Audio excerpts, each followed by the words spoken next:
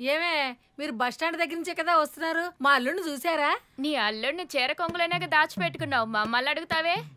నీ దగ్గర అడిగాను చూడు, నాకు బుద్ధి లేకుండాను. అవును, నీ అల్లుడి గురించి మాట్లాడుతుంటే ఎంత కోపం వస్తుంది?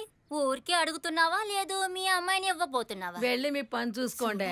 చెప్పొచ్చారు, మన ఊళ్ళో ఎవడు పెళ్లికి ముందు యోగ్యంగా ఉన్నాడు? నా అల్లుడు నా కూతుర్ని పెళ్లి చేసుకున్నాక మహారాణిలా చూసుకుంటాడే. నోరుంది కదా అని ఇష్టానికి వాగేస్తారా? మనకెందుకు?